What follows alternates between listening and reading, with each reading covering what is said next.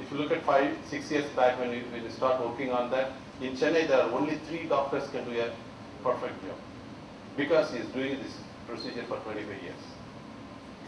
And everybody, in complicated cases, it will go to them. But it's not such a big stuff. You know, if somebody has to understand where I have to put my needle accurately without hurting other critical structure, if I can reach, I can do that. But it's not possible.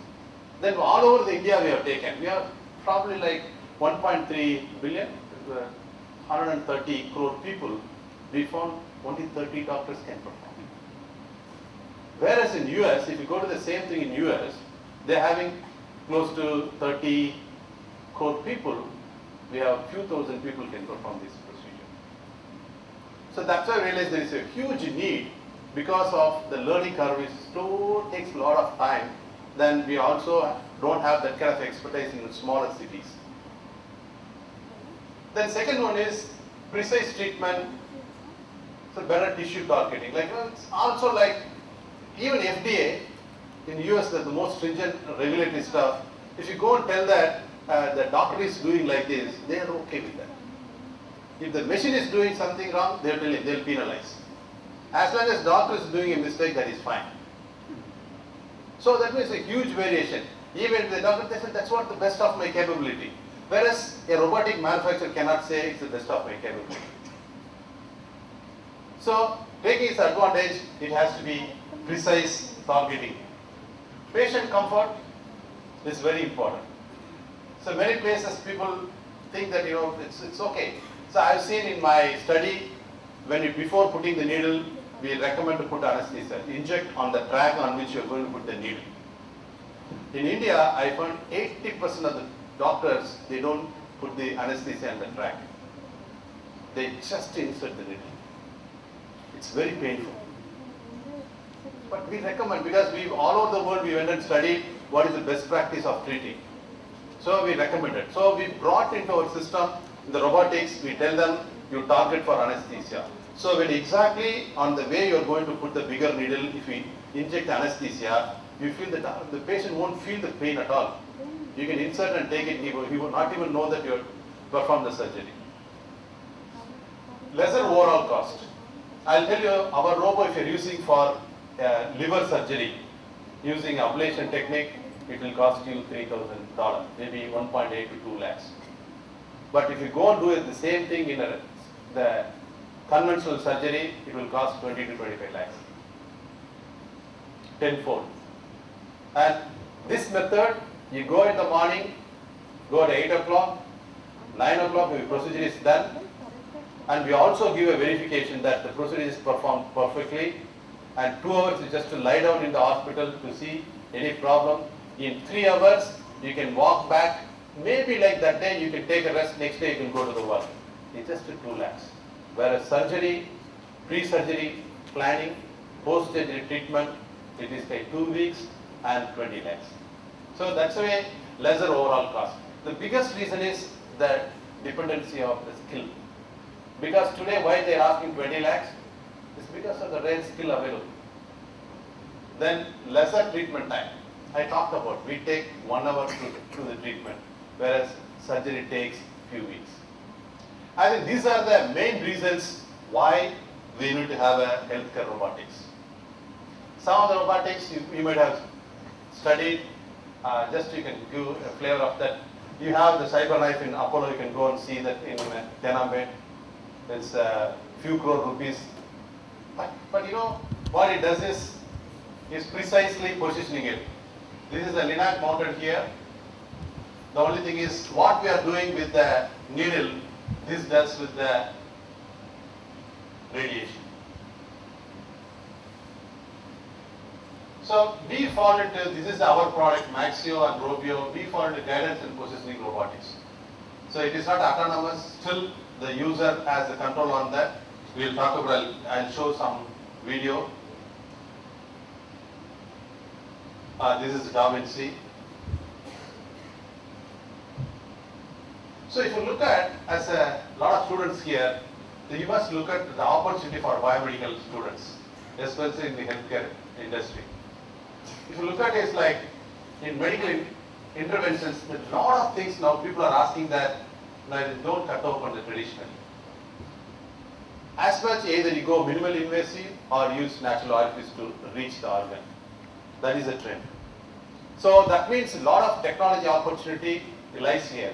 So your projects, basically if you are doing projects for your BTech project, choose some of things in this area. I talked about actually like the micro robot. This is the area, if you guys want to make a lot of money, if you want to go to the US to study a lot of stuff, in the best universities, I think that you should look at these kind of areas in your BTech projects. And this is another area, the country like India need it, because a lot of poor people live in villages, there is nobody to help them. So the very important thing is developing robotics for in this area. And also like if you look at here, robotics assisted preventive therapies. This is another area which is interesting. So if you look at this, in the future is going to be robotics. And if you guys interested, please spend some time to understand what are the technologies available, what is the trend, and definitely make a big difference for you and the society.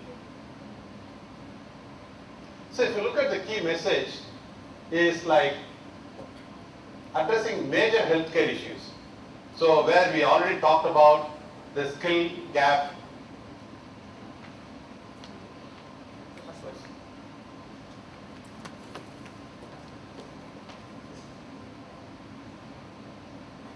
It's okay.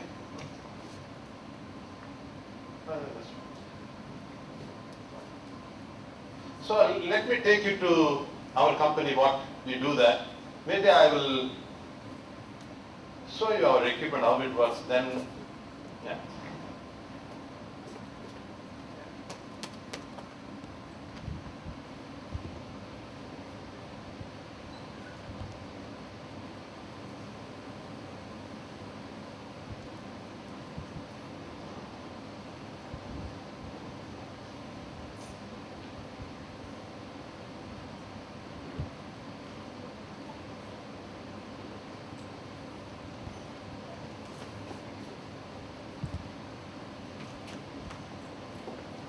So you have seen this is a CT system.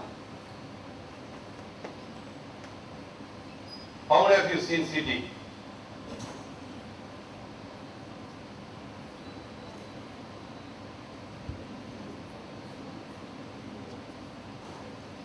How you all seen CT system?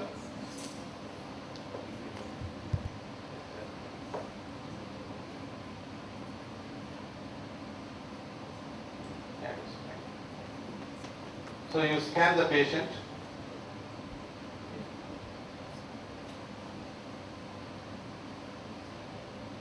So get his image and segment liver and find out where the tumor.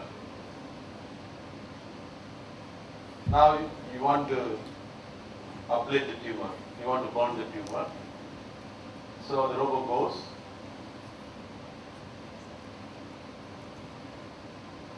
The needle, provide a support, robot goes back,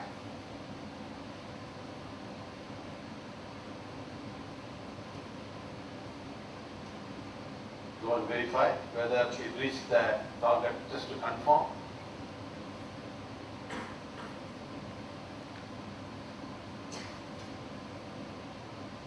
Then you can put if the tumor is bigger, you can put multiple needles into that. Then you ablate the tumor.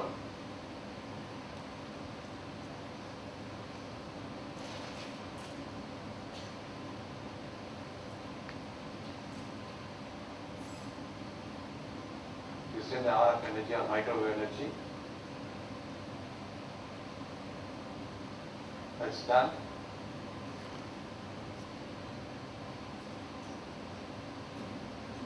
You do want to confirm, you remove all the mass which you want to remove, then do that. That's it. Whereas the same thing, if you look at it, the doctor will take a lot of time to do that. Look at our vision statement. together with physicians, improve the quality of life of those fighting cancer and pain. So it's very clear our organization goal, we will fight against the cancer and pain together with physicians. All our products developed with physicians. We have not developed a technology, we find application. We find a need and we went and develop the technology. So we have close to 25 doctors all over the world in our panel to help us to develop the product. And if you look at in the space in cancer treatment, so these are the typical ones: surgical oncology, radiation, chemo, interventional, target immunotherapy and all. And we are here in the interventional therapy. If you look at interventional therapy, it's a needle based or catheter based. There is a two approach. Needle is a strike needle, percutaneously pierce the skin, you reach the organ to deliver the solution. So we are in the needle based one. Then we have lung, bone, CT, PET CT guided. So we are in this region. So we are using a CT image for us to identify the tumor and plan the procedure. And we are also working on ultrasound. Maybe the next year we release the ultrasound based product. So as I mentioned about interventional oncology, the biggest challenge for the doctor is they cannot visualize where the tumor is. They can see it in the CT, but they cannot correlate exactly. So they do a trial and error method. They put a needle, take a image, they see whether it's going in the right direction, pull out the needle. So they do few times, they try to do the same thing. Sometimes they can also see the tumor. You hit the tumor and pull it out, you can see it in another place. Industry, so